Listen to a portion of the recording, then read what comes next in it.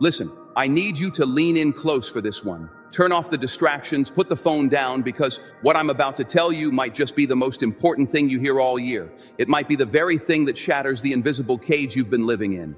We need to talk about why you're not getting the respect you crave, why the relationships you want feel just out of reach, why you feel like you're doing everything right, but it's all going wrong.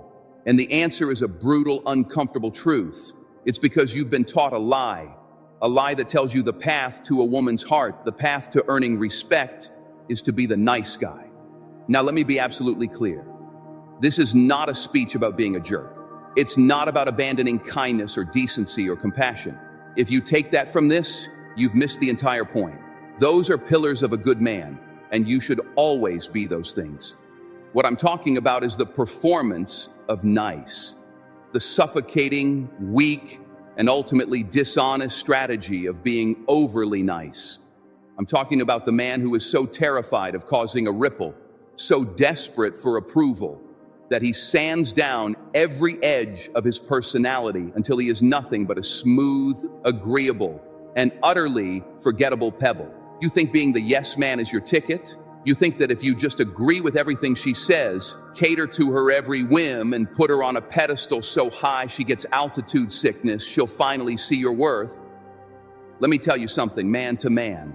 She doesn't see your worth. She can't, because you aren't showing it to her. What she sees is a man with no spine, a man with no personal convictions, a man who is so afraid of losing her that he's already lost himself. And that is not attractive. It's not respectable. It's sad. Women, strong women, the kind of women you actually want, they don't want a doormat. They don't want a puppy dog who follows them around, desperate for a pat on the head. They want a man who has his own thoughts, his own ambitions, his own life, a man who isn't afraid to challenge her, to disagree with her, to have boundaries, a man who can stand on his own 2 feet and say, this is who I am, this is where I am going, and I would love for you to join me. You see the difference? It's the difference between chasing and attracting, between begging for respect and commanding it without saying a word. If you're tired of feeling invisible, if you're tired of being the reliable friend, but never the desired partner, if you're ready to stop being a nice guy and start being a good man, a strong man, a real man, then stay with me, because we are about to tear down the old programming and rebuild you from the foundation up into the man you were always meant to be. This is your wake-up call. Don't hit snooze, the prison of overcompensation. Let's dig into this impulse to overcompensate. Where does it even come from? It's a poison we drink, thinking it will make someone else love us, but it only eats away at our own soul. Overcompensating is the act of constantly trying to prove your worth because deep down, you don't believe you have any. It's the voice in your head that says, I'm not handsome enough, so I have to be the funniest guy in the room. Or, I'm not successful enough, so I have to be the most agreeable. Or the big one. I'm not inherently worthy of her love, so I have to earn it through acts of service and constant validation. It's a silent contract you write in your mind. The covert contract. It reads something like this. If I am nice enough, if I listen to all her problems, if I buy her things, if I'm always available, then she will owe me her affection, her respect, her love. But here's the kicker. She never signed that contract. She never even saw it. It's a deal you made with yourself, and you're the only one holding yourself to it. And what happens when she inevitably doesn't hold up her end of a bargain she never made? What happens when she goes for the guy who is a little more edgy, a little more challenging, a little less available? You feel that bitterness creep in, don't you? That resentment. After everything I did for her, you think. This is the thanks I get? You've just become the poster child for the nice guy syndrome. You weren't being genuinely kind. You were being transactional. You were giving to get, and that energy reeks of desperation. People can feel it a mile away. This behavior turns you into an emotional accountant, constantly tracking your good deeds and wondering why your balance is still at zero. It leaves you exhausted, resentful, and with a sense of self-worth that is completely dependent on something outside of your control, someone else's approval. Think about the freedom in letting that go, the sheer power in realizing you don't have to jump through hoops to be worthy of love and respect. You just have to be. When you stop overcompensating, you stop trying to fill a void in someone else, and you start filling your own. You stop living a life scripted by others, and you start writing your own damn story. You give yourself space to breathe, to grow, to become the man you were meant to be, not the tailored, watered-down version you thought you needed to be. Every time you go out of your way to please someone at the expense of your own needs, your own time, your own peace, you send a message to the deepest part of your being. The message is, you are not important. Your needs don't matter. And if you don't believe your needs matter, why in the hell would anyone else? This isn't about becoming selfish, it's about becoming self-full. It's about understanding that your well-being is just as sacred as anyone else's. It's the difference between being a candle that lets everyone take its flame until it's gone, and being a bonfire that people are drawn to for warmth, but which no one can extinguish. You have to protect your flame. Letting go of this need to overcompensate is the first most crucial step in reclaiming your personal power. It's terrifying, yes, because it means you have to stand on your own, without the crutch of constant approval seeking. But let me tell you, once you stand on your own, you'll realize you're standing on solid ground for the first time in your life. Radical self-respect, the unbreakable foundation. You hear the phrase, respect yourself first, and you probably nod along. Yeah, I get it. But do you? Do you really get it? Or is it just a nice platitude you skim over? Because if you truly understood it, if you truly embodied it, your life would look dramatically different. Radical self-respect is not arrogance. Arrogance is a loud, noisy attempt to convince others of your value. Self-respect is a quiet, unshakable knowing of your own value. It needs no announcement. It is felt. It starts with this simple, revolutionary idea. Your time, your energy, your attention, and your peace are the most valuable currencies you own. They are not renewable resources you can just hand out like free samples at a supermarket. They are finite, precious, and you need to start treating them as such. This is where boundaries come in. And for so many men, boundary is a four-letter word. It feels harsh. It feels confrontational. It feels not nice. Good. It's not supposed to be nice. It's supposed to be strong. A boundary is you, loving yourself enough to say, no. No, I can't talk on the phone for 2 hours tonight. I have to work on my project. No, I'm not okay with you canceling on me at the last minute again. My time is valuable. No, I'm not going to change my opinion on this just to make you happy. Every time you set and enforce a boundary, you are teaching people how to treat you. More importantly, you are teaching yourself what you will and will not accept. You are building your own internal frame. When you have no boundaries, you are telling the world, my needs don't matter. Walk all over me. Take what you want. And the world will gladly oblige. Think about it.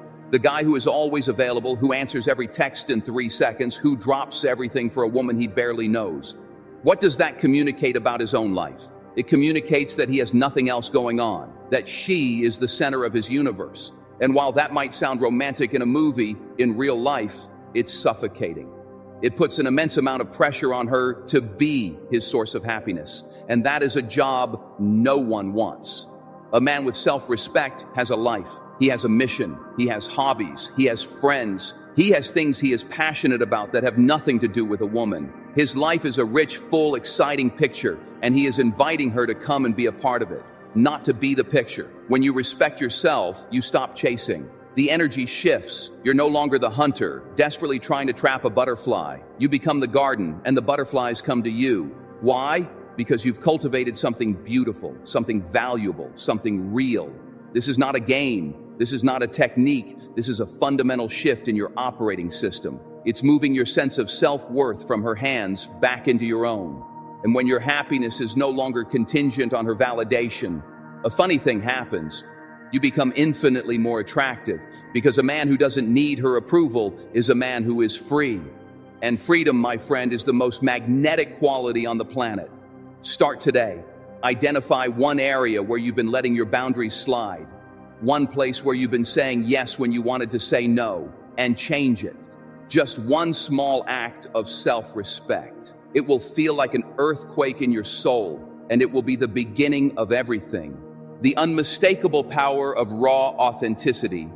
Once you've built that foundation of self-respect, you've earned the right to be authentic. Before that, be yourself is terrible advice, because yourself is a people-pleasing doormat. But now that you respect your own time and energy, being yourself becomes your superpower. Authenticity is the courage to show up as you are, without a mask, without a filter, without apology.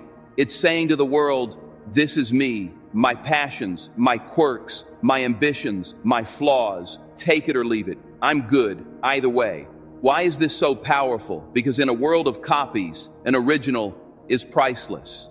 We are surrounded by people curating their lives for Instagram, pretending to be happy, pretending to have it all figured out. It's exhausting and it's fake. When someone has the raw courage to be genuinely, unapologetically themselves, it's like a breath of fresh mountain air. It's intoxicating. Being authentic creates something called polarity. Think of it like two magnets. If you put two positive ends together, they repel. There's no spark, no tension. This is what happens when you're the nice guy. You try to be so agreeable, so similar to her, that you become the same magnetic pole. There's no attraction. Masculine and feminine energies are, by nature, opposite poles. They are different, and in that difference lies the spark, the tension, the attraction. When you stand firm in your authentic masculine frame, meaning your values, your purpose, your direction, you create that powerful, attractive polarity. You're not trying to be her best girlfriend. You are presenting a different, compelling energy. This means sharing your real opinions. It means talking about the things that light you up, whether it's your business, your art, your fitness goals, or your love for rebuilding classic cars. Don't try to guess what she wants to hear. Show her what makes you, you. A woman doesn't fall in love with a man's interests. She falls in love with his passion for his interests. And part of authenticity is masculine vulnerability. This isn't about crying on her shoulder about all your problems on the first date. That's just dumping your emotional baggage. Masculine vulnerability is the strength to be imperfect. It's the confidence to admit when you're wrong. It's the courage to say, I'm working on this part of myself, or this is something I'm striving for. It shows you're a human being on a journey, not a robot programmed to be perfect. The most crucial element of this authentic life is having a mission, a purpose, a reason for getting out of bed in the morning that is bigger than chasing women. When a woman meets a man who is passionately dedicated to his purpose, whether it's building a company, creating art, serving his community, or just becoming the best version of himself, she knows he is not looking to her to complete him. He is already whole. He is on a quest, and he is inviting her to be his cherished partner on that grand adventure. That is infinitely more compelling than the man whose entire purpose is to find a girlfriend. So stop pretending, stop hiding, stop playing a character. The real you, the authentic you, the you that respects himself and is on a mission. That is the man who is deeply, powerfully, and irresistibly attractive. Dig deep. What is your mission? What is your purpose? Start living for that, and the right people will be drawn to your fire. It is an absolute law of the universe. The lost art of the challenge, embracing healthy conflict. Let's talk about the thing that nice guys fear more than anything else: conflict, disagreement, tension, the possibility that someone might not like what you have to say. You've been conditioned to believe that harmony at all costs is the goal. You think a smooth sea makes for a good relationship. But a smooth sea is a stagnant sea. There's no movement, no energy, no life. Healthy conflict is not about fighting. It's not about anger or disrespect. Healthy conflict is the friction that creates a spark. It's the dance of two strong individuals who are not afraid to have their own minds. It's where deep intimacy and respect are forged. I want you to embrace the idea of being a challenger. This doesn't mean being argumentative or contrarian. It means being engaged. It means you're not just passively absorbing what she says and nodding along. You are actively listening, processing, and offering your own perspective. It can be playful. She says, "This is the best band ever." The nice guy says, "Oh yeah, they're totally the best." The challenger says with a smirk, "The best? That's a bold claim. You're going to have to defend that position. I'm not convinced." You see the difference? The first one is boring. It kills the conversation. The second one is fun. It's a challenge. It invites banter. It shows you have a personality, that you're not just a mirror. It shows confidence. Being a challenger also means having the courage to call her out respectfully when her actions don't align with her words. If she says she values honesty, but then acts in a way that isn't straightforward, a man with a strong frame doesn't just ignore it to keep the peace. He might say, "Hey, I'm feeling a bit of a disconnect here. You said X, but it feels like Y is happening. Can we talk about that? This is terrifying for the people pleaser. It feels like you're risking everything." But what you're actually doing is demonstrating that you value respect and honesty above simply keeping things pleasant. You are showing that you are a man of substance. You are showing leadership. You are proving you are a safe harbor for a real relationship because you're not afraid to navigate stormy waters. Women do not want a man they can walk all over. They might think they do on a surface level, but they will never respect him. They want a man who is her rock, but also her sparring partner. Someone who can stand with her and at times stand up to her, not out of malice, but out of a deep sense of his own integrity. When you avoid all conflict, you're not creating peace. You're creating distance. You're building a relationship on a fragile foundation of unsaid things and hidden resentments. But when you learn to embrace healthy challenges, to stand your ground with a calm confidence, you create a dynamic of passion, growth, and profound, unshakable respect. Stop being afraid to rock the boat. Sometimes you need to rock the boat to see who is willing to row with you and who is ready to jump overboard at the first sign of a wave. The ones who are willing to row, they're the keepers. Your path to power begins now. We've covered a lot of ground. We've torn down the facade of the nice guy. We've laid the unbreakable foundation of radical self-respect. We've unleashed the magnetic power of authenticity, and we've reclaimed the lost art of the challenge. This is not a checklist. It is a transformation, and it will not be easy. It will require you to step into discomfort daily. It will require you to face your deepest fears, the fear of rejection, the fear of conflict, the fear of not being liked. Embracing this path means you will disappoint some people. You will lose people from your life who were only there because you were easy to control or take from. Let them go. Their departure is not a loss. It is a purification. It is making space for the people who will respect the real you, the strong you. The journey from a people pleaser to a man of integrity is the most important journey you will ever take. It is the journey from boyhood to manhood. It's about so much more than dating. It's about building a life of purpose, a life where you are in the driver's seat, a life that you are proud of. When you live this way, attraction is no longer something you have to chase. It becomes a byproduct of who you are. Respect is no longer something you have to beg for. It is a natural consequence of how you carry yourself. So I'm leaving you with a choice. You can click away from this video and go back to the comfortable, predictable, and frustrating life of seeking validation. You can continue being the nice guy, wondering why you always finish last, or you can make a decision right now. You can decide that you are done living for the approval of others. You can decide that your own respect is the only respect that truly matters. You can decide to step into the fire of discomfort and forge yourself into the man you were born to be. The world doesn't need more nice guys. It is drowning in them. The world needs more good men, more strong men, men who are bold enough to be authentic, brave enough to have boundaries, and confident enough to lead. Your future is not written. It is yours to define. The life you dream of, the respect you crave, the love you deserve, it's all waiting for you. It's on the other side of your fear. Now go out there and build it. The work starts today. The currency of indifference. Mastering outcome independence. All right, let's go deeper. Because even if you build your self-respect, even if you're authentic, there's a final master level piece of this puzzle that can hold you back. It's the subtle, insidious poison of neediness. And the antidote is what I call the currency of indifference. This might be the most misunderstood concept we'll talk about. Indifference is not about being cold. It's not about being aloof or playing games. It's not about pretending you don't care. Pretending is just another mask, and we are done with masks. True, powerful indifference is a genuine, deep-seated detachment from the outcome.